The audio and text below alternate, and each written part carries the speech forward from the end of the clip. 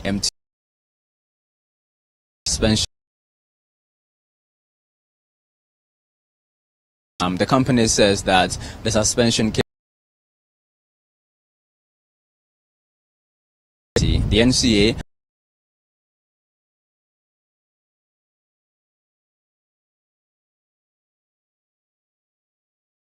of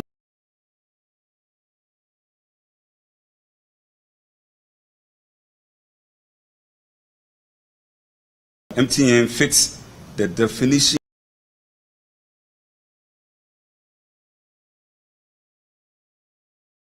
of SMS markets. Now,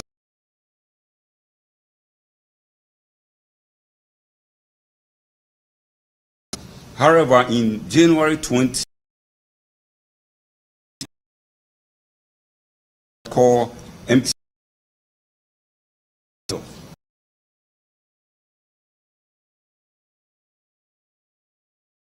for the player predatory. NCA engaged MTN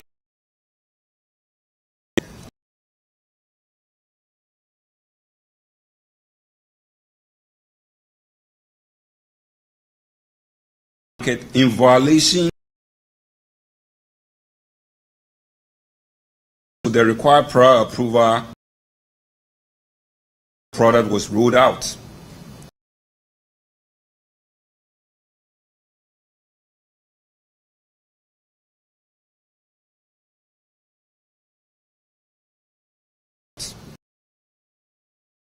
Called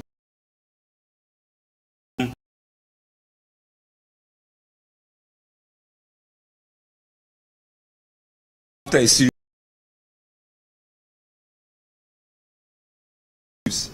and the product was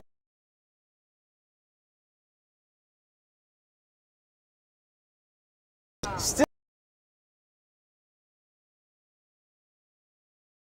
the CEO fund for a $3 billion bailout to help it restore macroeconomic stability. The IMF assistance, which is yet to be finalized, is conditional on Ghana restructuring its debt, both domestic and external. This also means government must put in place measures to bring public debt down to more manageable levels from the currently estimated 105% of GDP to 55% in present value terms by 2028. Already, government embarked on domestic debt exchange program, which closed on Friday, 10th February 2023, with over 80% participation of eligible bonds.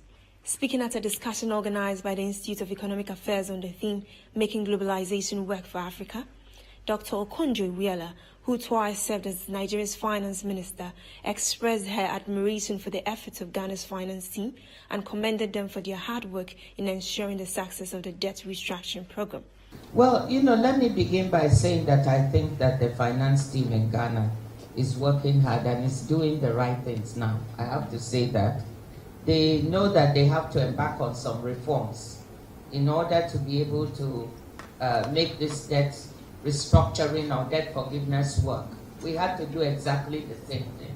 When I came as finance minister, no reforms were being done. So President Obasanjo at the time really wanted this debt relief, and I have to give him credit. He had a vision for the country of getting rid of this debt, but just didn't know how to set about it. Every president was promising him from the Paris Club, we'll forgive, we'll forgive.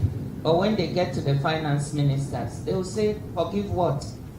Nigeria is an oil-producing country, we are not forgiving. So it was always a roadblock. Then he brought me, and I explained to him that it's getting stuck at the level of finance ministers. They will not agree in these G7 countries unless we do certain things. She further gave some recommendations on how the government can effectively go about its economic recovery. I think what they are doing now, one, getting some of the bilateral creditors, not just Paris Club but China, on board in the common framework that has been put together by the G20, bringing them, then asking the private creditors to submit to the same terms. That is what is needed, and it's not easy.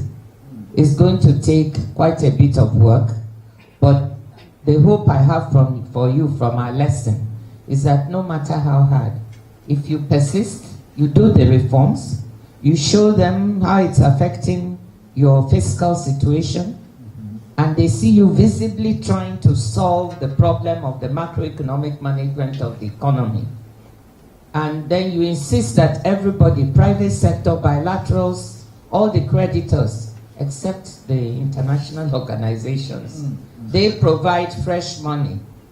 They will not be able to do the debt forgiveness, but they will provide fresh money like the IMF is doing. You get them around the table to agree. The World Trade Organization Director General further advised the government to put measures in place to ensure that the debt restructuring program does not lead to a debt overhang in the future. Still on the World Trade Organization, but because she has encouraged Ghana to rectify the WTO agreement on fisheries subsidies as soon as possible. This agreement is a big deal because it includes measures to address illegal, unreported and unregulated fishing in Africa, which has been a major contributor to the depletion of fish stocks around the world. During her first ever tour of Africa, Madame Okonjo-Iweala met with Katie Hammond, who is Ghana's Minister of Trade and Industry, and proposed that the country prioritizes the ratification of the agreement. It's clear that the Director General is passionate about protecting our oceans and marine life.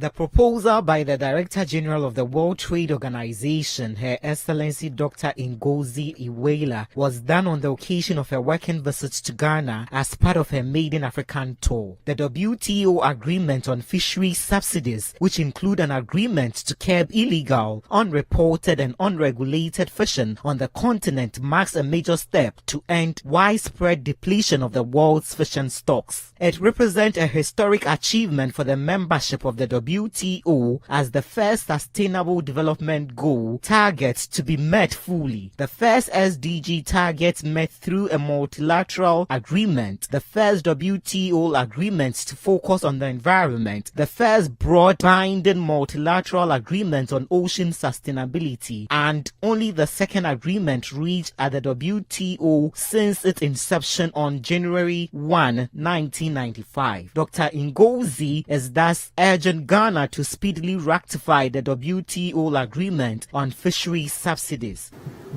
This agreement is to do away with $22 billion in harmful fishery subsidies that allow countries to fish illegally in the oceans, to overfish the ocean's fish stocks on which many people depend. 12 million people in Africa depend on fisheries. So this agreement will now make it possible if someone is doing illegal, IUU, illegal, unreported, and unregulated fishing. If they are doing IUU fishing, they can be brought to the WTO and reported for doing that. So this agreement is very important. You have many artisanal fishermen and women in Ghana. Ghana has a important population along its coast that lives on fisheries, but very often there is illegal fishing in your waters. So ratifying this agreement is going to help be able to control that kind of illegal fishing and overexploitation of your waters. One of the things I've come to ask Your Excellency is to please, Ghana should ratify this agreement as quickly as possible. On his part, Minister for Trade and Industry Katie Hammond called for the restoration of a fully functional two-tier dispute settlement mechanism and better systems to enable developing countries benefit from a multilateral trading system. The minister also notes that this will give the system the needed predictability and certainty under the African Continental Free Trade Area.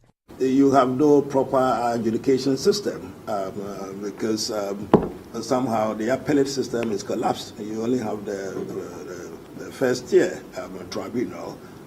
We cannot have a system of this magnitude when we don't have a forum where arbitration of disputes, which inevitably would arise to be resolved. I'm told that you tried very much to get this matter resurrected. So our hope is that by the time of the 13th Ministerial Conference meeting, if we have been able to do the condition precedent, we will be able to come over and make sure that these matters are properly articulated.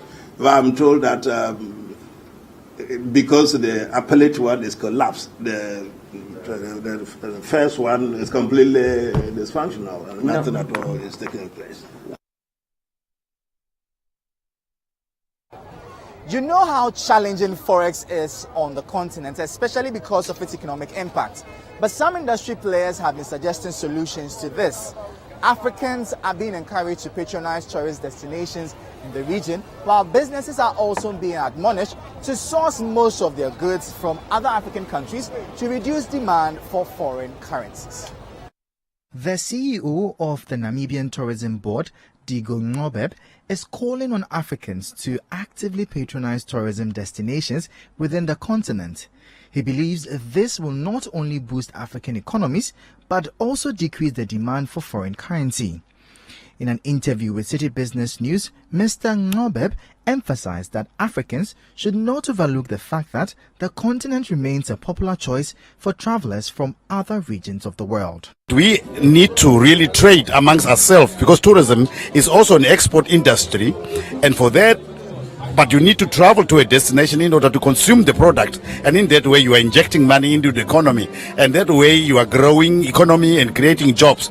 More often or not, we see each other in Africa as people who are job seekers either, or you are economic refugee, but definitely us in Africa do have the means because most of us are traveling for our holidays and vacations to Europe or either to Dubai or either to United States of America. However, in fact, we have the hidden gems. Why are the Europeans, in fact, traveling to our own countries, yet we are traveling to Europe as if we do not know what we are having?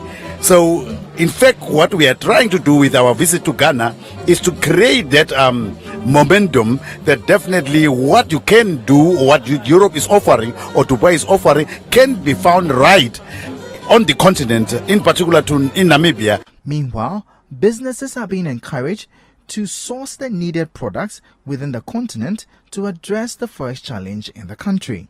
Demand for forex is a major concern in the country, a situation that is further highlighted in a recent 2023 International Monetary Fund Regional Economic Outlook report, which revealed that Ghana's net international reserves are expected to end in 2023 at approximately 3 weeks of import cover. The CEO of Abanga Farms, Thomas Abanga, stated that the situation can be averted by ensuring a reduction in the demand for forex by importing most of our products from African countries and transacting in our local currency. In the next 10 years, there are two critical things that the world will need from Africa. Number one, food, because we have 65% of the world arable land. Number two, the population below 30% is in Africa. So that's human capital.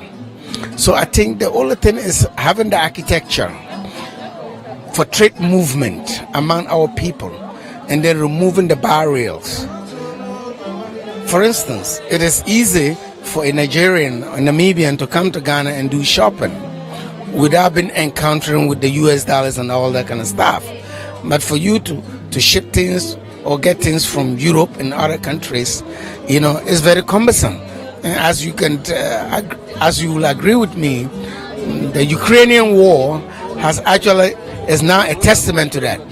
That is now giving us the opportunity to converge so that we can trade among ourselves.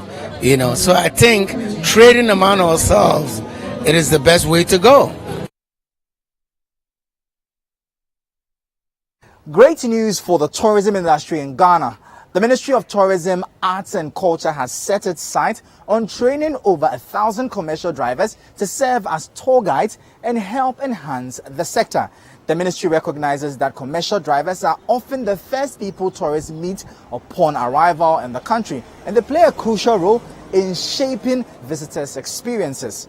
By providing them with the necessary skills and knowledge, these drivers can better interact with tourists and recommend exciting places to visit, ultimately boosting Ghana's tourism industry.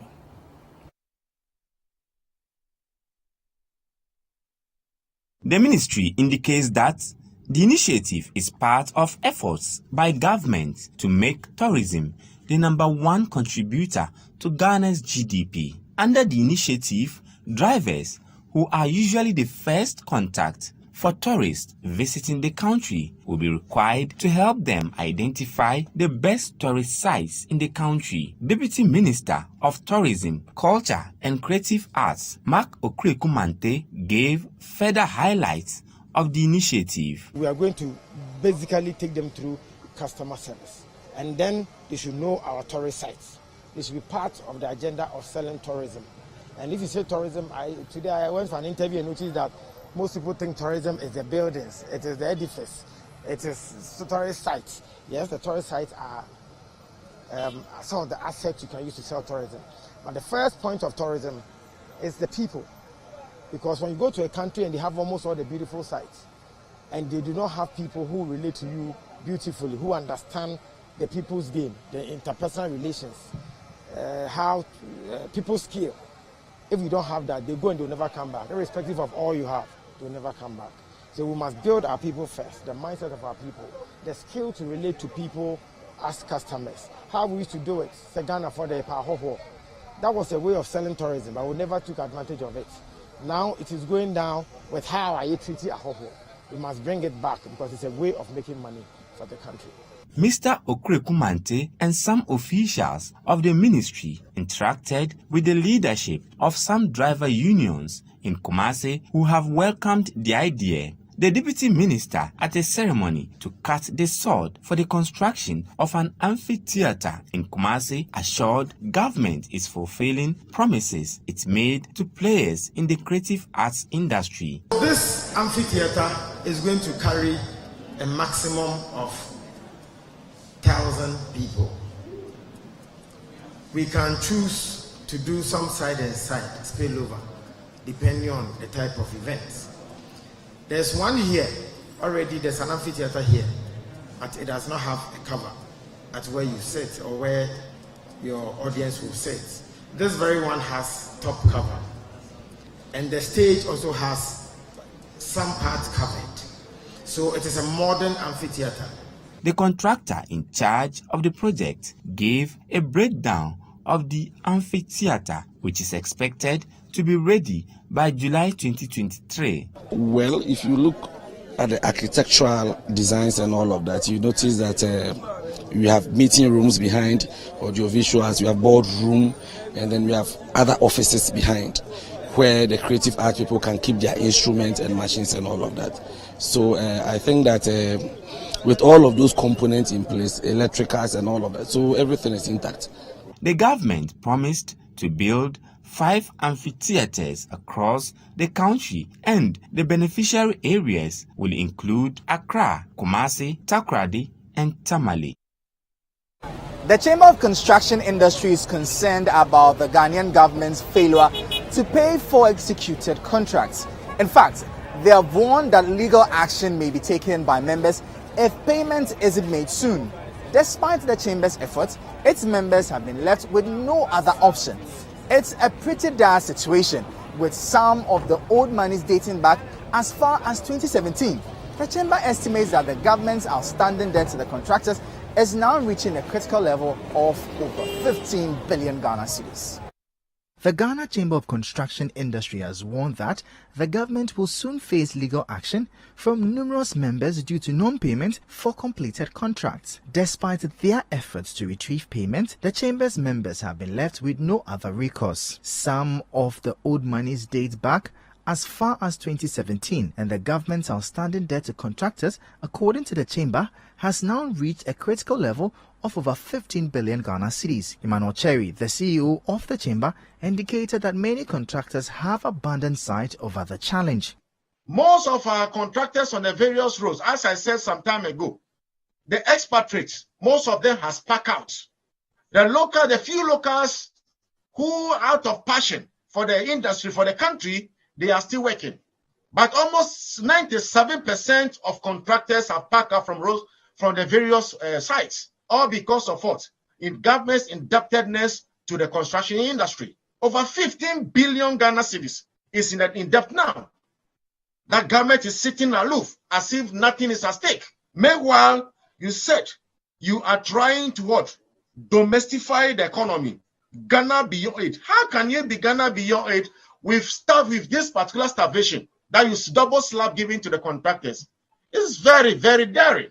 He further indicated that some of the members of the chamber have decided to resort to the courts over these concerns. As we speak, some of them, through their lawyers, have petitioned the Speaker of Parliament. They petition us as well, and they've given us 21 days. 21 days almost elapsing. If that happens, nothing happened, they'll go to court. If they go to court, they take judgment. Your guess is as good as mine. Only 3 contractors has been able to garnish the account of road fund. 1 was able to garnish the account of Cocoa Board. That tells you as 50 that coming on block to go for legal battle. If they win and they come, what happens? They should prepare. There's a long haul awaiting them.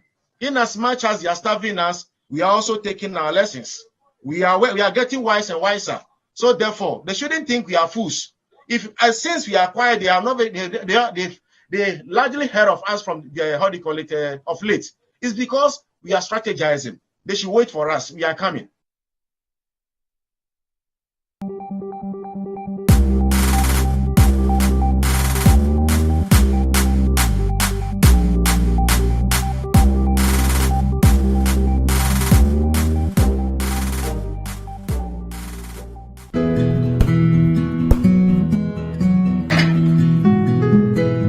Is the neighborhood I'm having my twins. The very reason why I took it for us. See, the price is very good and it's spacious to contain all of us. Alphabet City. Now I'm a landlord. I don't pay rent. And my Airbnb business is booming. To me, Pamini, bank and I'm not say Alphabet City. The pension pay me 20%. The payment plan, I want to share my man. Just say, very smooth. This is a healthy place to raise our families and creating peace. Come on, be my neighbor. Alphabet City, the ABC of Home Sweet Home. Alphabet City is a classy and peaceful gated community in Sakumono. We have 24/7 top-notch security and high-quality access roads. We have 3 bedrooms and 2 washrooms, 3 bedrooms and 3 washrooms with boys' quarters. We have 3 bedrooms and 4 washrooms. We have 2 bedrooms and 2 washrooms, all with beautiful kitchens and kitchenettes. Call Alphabet City on 0240-111119 or 050-44-99999. Alphabet City, the ABC of Home Sweet Home. Mothers go above and beyond to give us 5 times the love. Tell us how much your mom means to you and let's HD Plus make it feel like 5 times the star this Mother's Day. From 13th April to 1st May 2023, record and send a 30-second video about how amazing your mom is. Feel it to the WhatsApp number 020-0044-420. The video will compete with other entries to win one of the 65-inch NASCO flat screen TVs with an HD Plus model for mom. HD Plus, feel it.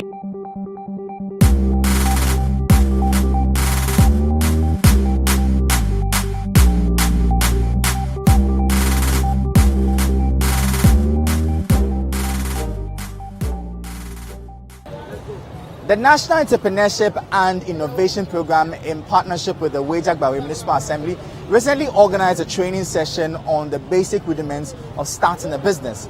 Over 40,000 individuals participated in the training and were encouraged to apply to the government's various business support programs for assistance. It's great to see initiatives like this that aim to empower and support aspiring entrepreneurs. Over 400 youth within the Weijagbawe enclave have been given training on how to start a business. Participants were taken through rudiments of starting a business, how to source for financial support, and challenges new businesses face. Various speakers shared their experience with participants and how they can become successful in their chosen field. According to the Chief Executive Officer for the National Entrepreneurship and Innovation Program, Kofi Ofosu-Nkansah, government has set up several intervention programs like government's 10 billion cedi flagship program, YouStart, which has various models. He urged participants to take advantage of these support programs. A lot of successful business people came here to give testimonies on how these qualities they expect startups and SMEs to have help them to expand and grow their business. So we know if these young people also take up the same route, it will help them to succeed in various ventures that they are running. These are not just imaginary programs. They are real programs which are being run. As I'm talking to you now, the government's flagship Youth Start program, the first phase of it is being rolled out. Pilot training is starting this week, and we will use about a month to do the nationwide training, after which the grants will follow. The main phase will also continue later. Youth and Innovative Agri is going to come on board. Ghana Jobs and Skills program is ongoing. Other programs are going to follow. So any program they hear of, they should just follow the portal or the website address which will be given, then take part of the program. They can also go to our various offices across the country and take forms and fill manually and take advantage of the various programs. There are rare opportunities. So it depends on the assessment we do, the needs assessment we do. Typically, they can assess less than 10,000 cities to a maximum of about 100,000 cities in our programs.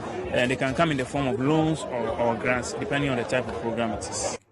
Municipal Chief Executive for Weija Gbawe, Patrick Kumo, says the training will in the end reduce unemployment in the enclave, since majority of the youth will be well equipped to start their own business. He noted that the Ghana National Petroleum Corporation had earlier on embarked on a similar exercise where over 20 beneficiaries will receive funds and other items needed to start a business. Those who want to start up their own businesses, or those who are already operating, will get some equipment and some funds to be able to expand. Our party believes that the private sector is the engine of growth, and therefore when you empower such people, they will also expand and also employ more people, so that we can reduce the unemployment situation in the country.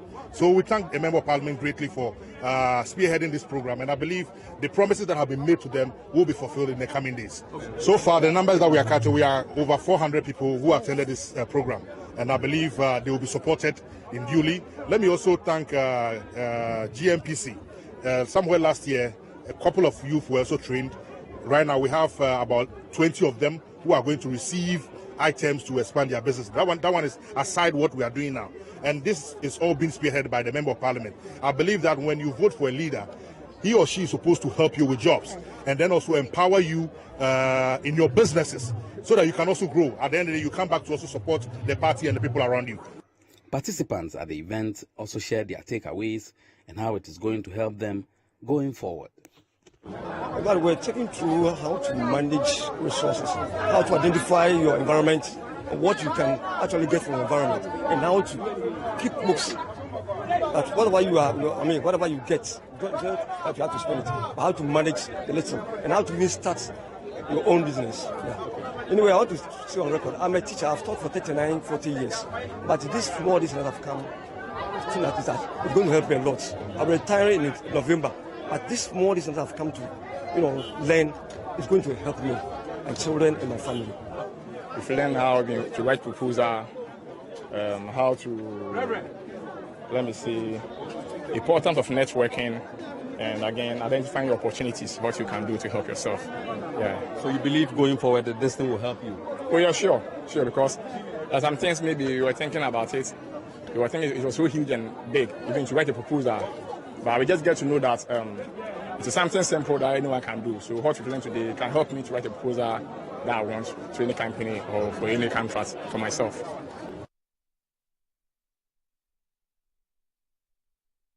The Forestry Research Institute of Ghana, a part of the Council for Scientific and Industrial Research, is urging farmers in the northern region of Ghana to switch to mixed farming techniques to ensure sustainable food production. The researchers are concerned that if farmers don't start using land more efficiently and continue clearing more land for food production, it could have a negative impact on the environment as the population grows. The world's population is estimated to grow to about 97 billion by 2050. This will then result in increased global demand for food. In a bid to meet the food and nutrition demands of the rising population, researchers at the Council for Scientific and Industrial Research are calling for sustainable intensification and production of more food on the same piece of land. Professor Daniel Ofori is the director of the Forestry Research Institute of Ghana under the Council for Scientific and Industrial Research. Some people will tend to grow or adapt monocropping. That is, if you adapt monocropping, you have a lot of problems, pests, diseases, and other environmental issues. So what we are advising is we go into mixed farming system where you have a lot of different food crops on the same land. You can have your animals on the same land, and then you feed your animal with some of the residues of your food crops, and you use the droppings of animals to manage the land. Forestry experts were brought together in Kumasi to equip them on the use of modeling tools to help identify native species on the landscape, particularly in the northern part of Ghana. The training we're going to have, we're also going to be exposed to a software or a tool that will tell people where the species they need are found on the landscape. Because the native species, where are they? If we stand here and you ask me, where can I find this species? At the press of the button, I can tell you that species A is found in a certain zone. Then quickly you go there. If you want the seed source, it will tell you where you can get the seeds of that species to grow. So we also helping farmers and tree growers to identify the seed sources of different native species that they want to grow, and then they are able to revegetate the land, and then also do agroforestry system to mix trees, other species on the same land for high productivity. And then after this training, we will also have training within the landscapes, train farmers on how to propagate some of these priority tree species for them to introduce them in their landscape so that they can have agroforestry system with their animals and so on the same piece of land that will produce more food other than cropping one species that you have problem with the environment, cropping one species that have problem with pests and diseases and so on. On his part, the Director General of the Council for Scientific and Industrial Research, Professor Paul Bosu, stressed the need to ensure better land management approaches, especially in the northern part of Ghana. Ensuring better land management approaches that take into account the needs of local people will no doubt lead to an improvement in productivity, reduction in biodiversity loss, mitigation of climate change effects, which will ultimately contribute to the socio-economic development in the region. The Sustainable Intensification for Mixed Farming Systems project, which is aimed at achieving important objective, hopes also to aligns perfectly well with the SDGs of the United Nations. It is the expectation of the investigators that the interventions outlined in this project will have a positive impact that will extend way beyond the area of immediate focus of the project. As the issue of land degradation is a major concern, the Alliance for Biodiversity and SIAT is collaborating with stakeholders to help address the issue in Ghana. There are some global issues affecting Ghana, and not only Ghana, globally, and land degradation in particular, loss of soil fertilization.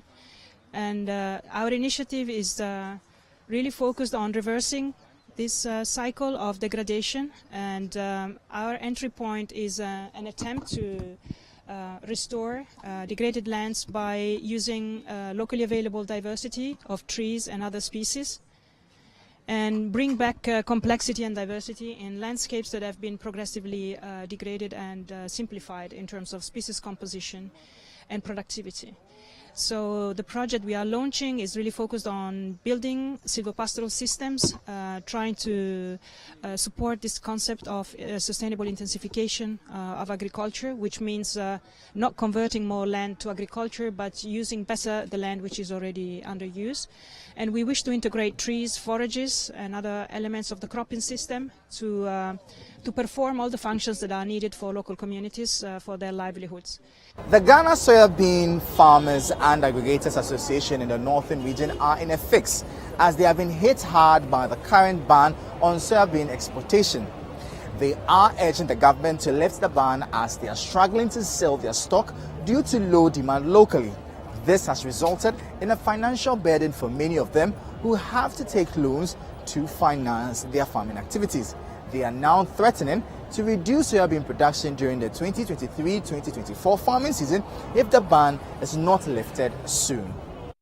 Government, as part of measures to protect poultry farmers, put a ban on the exportation of soybeans after farmers decried the non-availability of feed for their birds.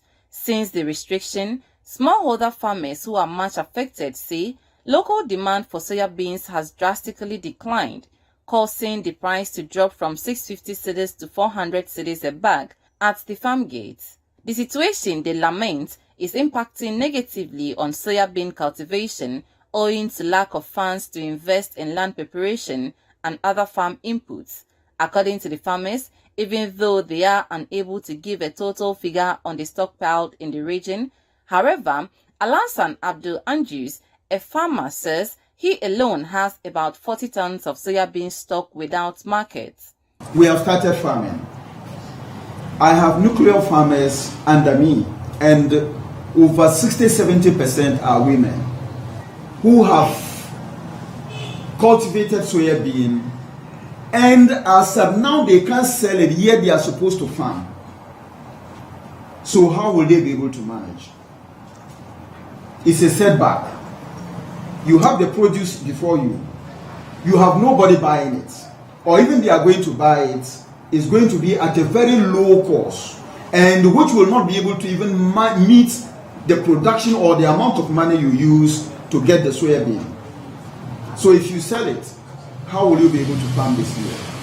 So in effect, this ban has crippled a lot, not only some of us sitting here, but even people who are struggling to survive in their little way. Speaking at a press conference on Monday in Tamale, the Ghana Soyabeans Farmers and Aggregators Association recommended that government lift the restrictions to allow for the exportation of the commodity to avert the collapse of the soya business.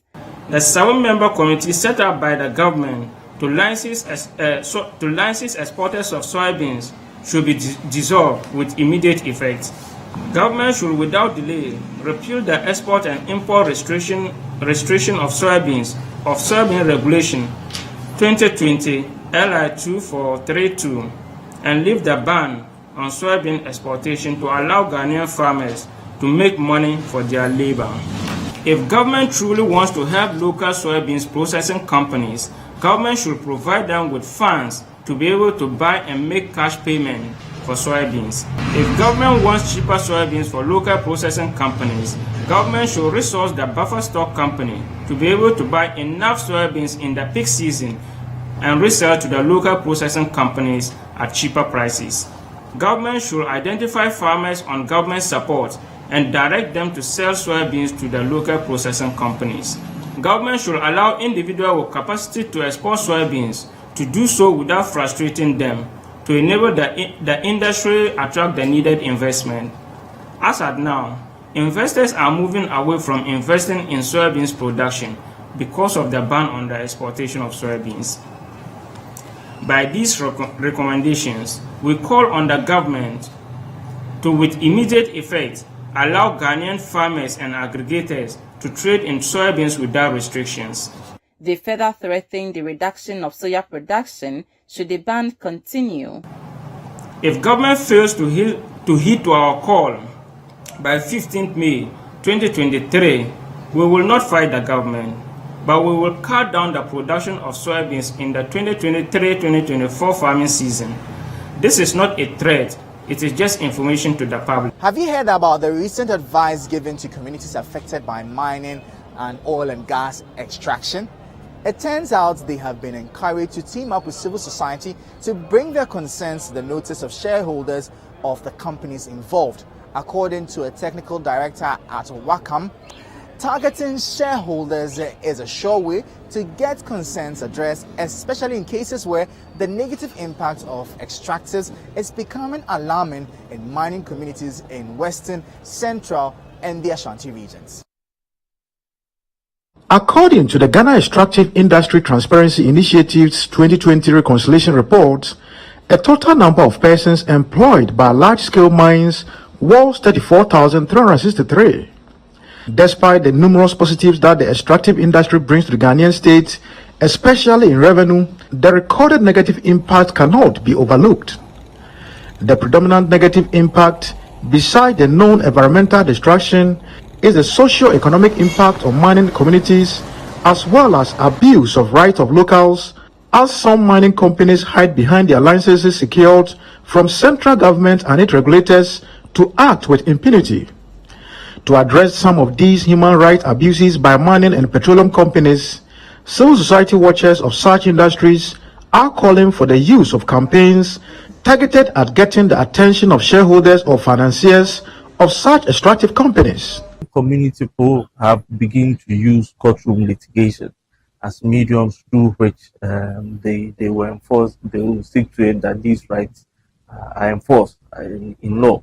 And beyond that, where they feel that, well, their rights are being violated, but the laws are not protective enough of them, they also have the right in law to demonstrate and to demand that our regulations are made better to ensure their safeguard.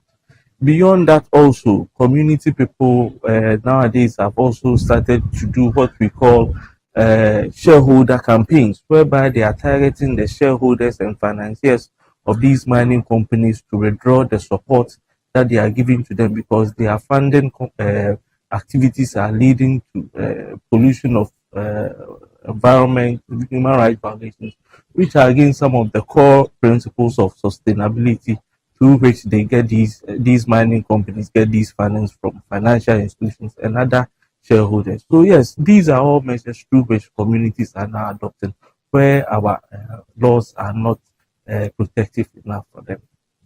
In addition to this measure, Friends of the Nation and WACAM are taking steps to promote dialogue between extractive companies and communities within their catchment areas. At one of such meetings in Takoradi, attended by officials of mining and petroleum companies, communities in their operational area, and the media from Western, Central, and Ashanti regions, a programs officer of Friends of the Nation, Solomon Kusiampofu, told City News, the dialogue is key to achieving peaceful and mutual beneficial neighborliness between extractive companies and communities in their catchment area. Globally, the UN guiding principles, the free prior informed consent, and the UN Women Economic Principles enjoins companies to respect the rights of communities in respect of social, economic, political, and also environmental rights, as they also do their business. And it is important that we create a platform for communities and also companies and society to dialogue, to look at what are the current right abuses within the extractive industry and how can we collectively address them. Then also listen to the company side to also know what exactly they are also doing from their side to respect the rights of communities and also to be able to ensure that the environment is lived in a sustainable manner. Solomon Kusiampofu of Friends of the Nation further reminded government and extractive companies of their obligation to respect the United Nations Declaration on Human Rights. On how communities can benefit from any resource exploited from their areas, the WACAM Technical Director urged the government to reconsider community development agreements with such companies.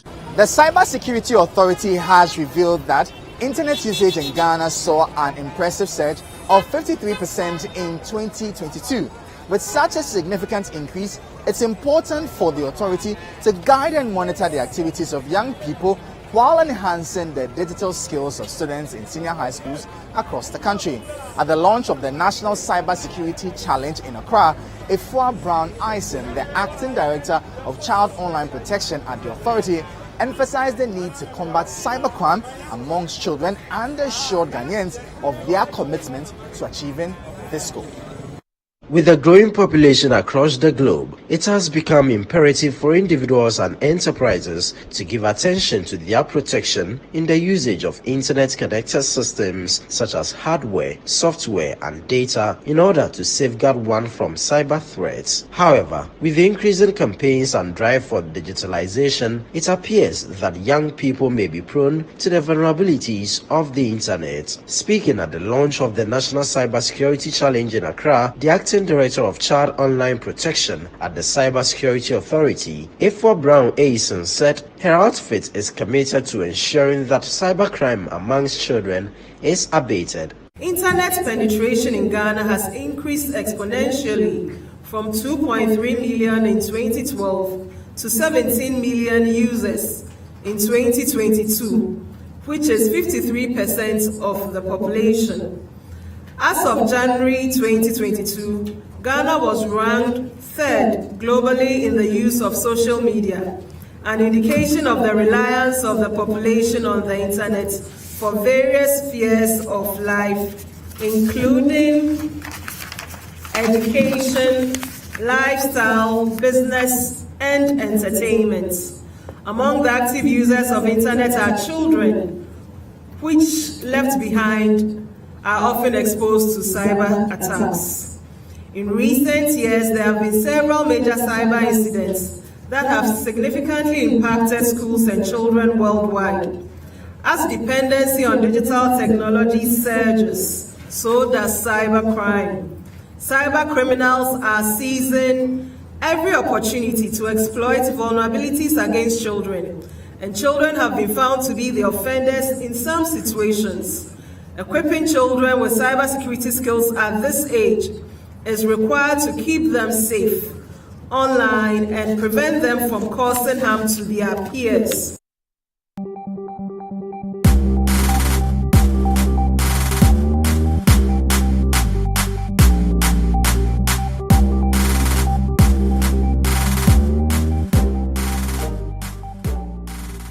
And that'll be all for today's episode of the Business Weekly Show here on City TV, your most watched business show in the country. If you want more business stories, please visit our website, citybusinessnews.com. My name is Michael Obodri. Let's connect on Twitter at @MObodri. Thank you again for watching. As always, please stay safe, stay informed. Adios.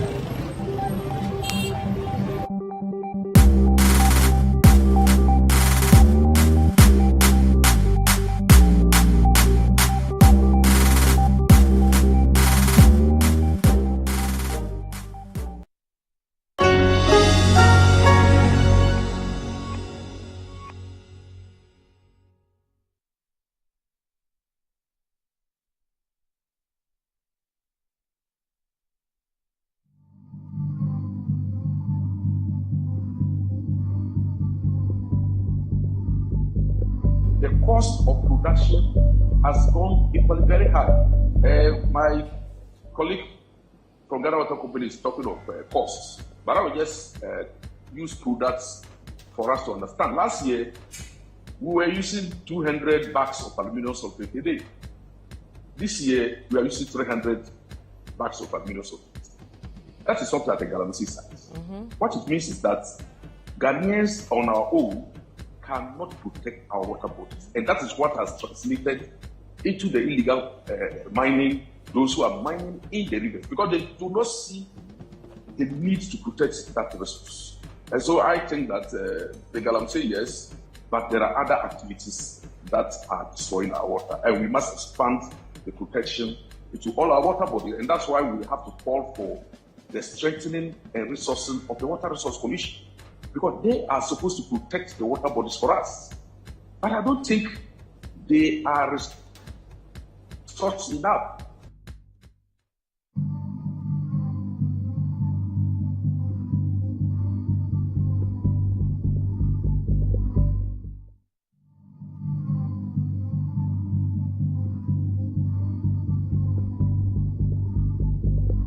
The main issue has to do with how much we can invest to reclaim the lands. That is the starting point. Most of the rivers have been diverted and they've lost their courses. We need to regenerate these rivers. the investment requirement for that alone will have significant burden on the state. And how quick we recover, in terms of the water resources, depends on how much we invest on recovering the land. Land and water is connected. You can't clean a river when your land is dirty. So, do you have an idea of figures, in terms of figures? In terms of money, no, but I think it is going to be very huge. It will take a very long time for this country to be able to, apply in that kind of investment into the system, because we have to cover all these, I call them robbery pits, and then we have to grow grasses, we have to stabilize the river banks, we have to recreate the rivers, and even that, we are going to have chemicals that will stay in the sediments for a very long time. We may probably get as close clean water to Ghana Water Company in the next 10 years. The next 10 years. If we are able to, to invest that amount of money.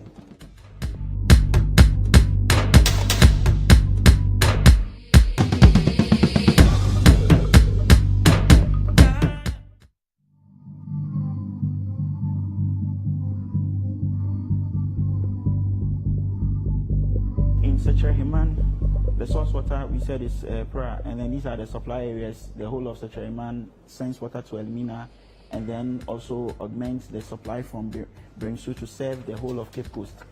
It has a production capacity of 30,000 cubic meter per day, which is 6.7 mgd, that's million gallons of water per day. But currently, because of Galamsey and other issues, we only do about 47% capacity utilization. And then the losses that we incur through the production process is about 10 to 20%. There are interesting figures for the color and turbidity over a period. This is we are using the base year of 2016 to current figures. And from Sechereman, when the turbidity is beyond 1,800 MTU, the system cannot run. Currently, alum usage on the plants has actually doubled. And then you have the treatment costs also going up there by 50%. Next slide, please. And your costs moving to, is that 93,000 yes, per month? Coming from what figure? From about 60,000. So 60,000, you're now putting an extra of at least 30,000. That's right. For you to give us less water. What? Yes. Okay. Then in Konongo, we have a plant that has been designed to do about 19,000 cubic meter of water per day.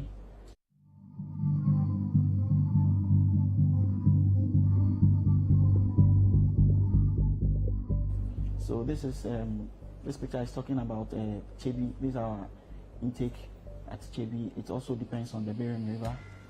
Next slide. Then this is Birim at Bunsu. Okay. Bunsu, where they said they are not doing Galamsey. And this is what we have. Okay. That's right. The next slide. This is Birim River at Osino. Next slide. Still at Osino. But there's something interesting about Osino. Yes. I want to speak to this particular drone image that we took just this year. So you look at Osino and what is happening. It was interesting to note that about a month or two ago, when the minister came round for site visits on what is happening, we saw that they have a shed over there, and on the shed they had written, "We were born to be Galamseyers." Oh wow. Yeah. This is what is happening. So this is from that side, yes, where they were born to be Galamseyers. Where they are born to be Galamseyers. And nothing can change their behavior. Look, we can talk about the casualties that are there. And you can imagine treating this kind of water. The water has been diverted in so many ways, making it very difficult for us as a company to operate.